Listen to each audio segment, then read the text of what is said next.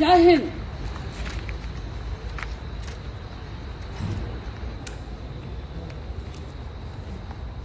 Operation సింధూర్లో పాల్గొని వీరమరణం పొందిన తెలుగు బిడ్డ మురళీ నాయక్ పార్థివ దేహం ఈ రోజు స్వగ్రామం శ్రీ సత్యసాయి జిల్లా గోరంట్ల మండలం కల్లితండాకు చేరుకుంది. బెంగళూరు ఎయిర్పోర్టుకు చేరుకున్న మురళీ నాయక్ పార్థివ దేహాన్ని రోడ్డు మార్గం ద్వారా ఆర్మీ వాహనంలో కల్లితండాకు తీసుకెళ్లారు. రేపు సైనిక లాంఛనాలతో వీర జవాను మురళీ నాయక్ అంత్యక్రియలు జరగనున్నాయి. జమ్మూ కశ్మీర్ నుంచి ప్రత్యేక విమానంలో బెంగళూరు ఎయిర్పోర్టుకు మురళీ నాయక్ పార్థివ దేహం చేరుకోగా బీసీ సంక్షేమ శాఖ మంత్రి సవిత నివాళులర్పించారు.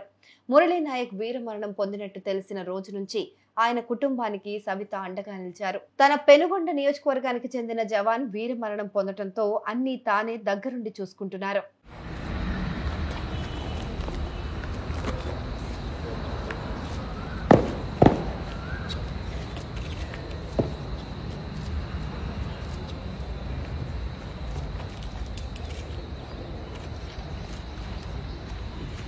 जय हिंद।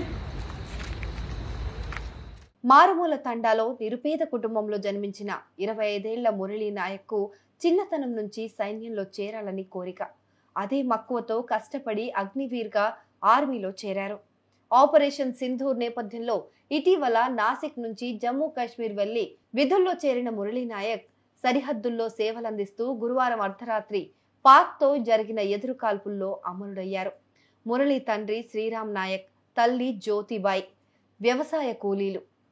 మురళికి చిన్నతనం నుంచి దేశభక్తి ఎక్కువని, అందుకే రైల్వేలో వచ్చిన ఉద్యోగాన్ని కూడా వదిలి ఆర్మీలో చేరాడని గ్రామస్తులు, బంధువులు తెలిపారు.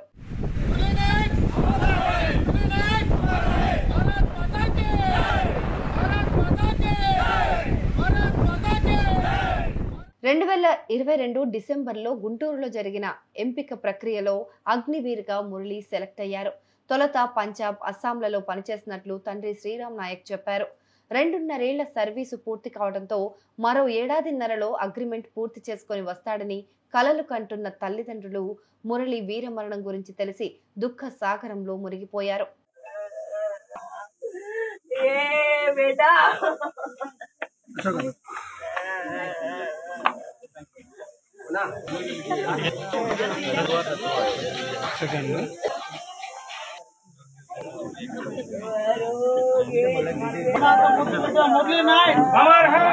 ఒక్కగానొక్క కొడుకు కావడంతో మురళిని చిన్నతనం నుంచి గారాబంగా పెంచుకున్నారు. పెళ్లి చేయాలనే ఉద్దేశంతో కల్లితండాలో ఈ మధ్య కొత్తగా ఇల్లు కట్టుకున్నారు. ఇప్పుడు కొడుకే లేనప్పుడు మేమిద్దరం బతికి ఏం చేయాలంటూ మురళి తల్లి జ్యోతిబాయి రోధించడం చూసి ప్రతి ఒక్కరూ కంటతడి పెట్టుకుంటున్నారు. మురళీ నాయక్ అంత్యక్రియలను ఆర్మీతో పాటు ఆంధ్రప్రదేశ్ రాష్ట్ర ప్రభుత్వం అధికారికంగా నిర్వహించనుంది. ఈ మేరకు మంత్రి నారా లోకేష్ ఒక ప్రకటన కూడా చేశారు. ప్రభుత్వం వైపు నుంచి మురళీ నాయక్ తల్లిదండ్రులకు పూర్తి సాయం అందిస్తామని హామీ ఇచ్చారు.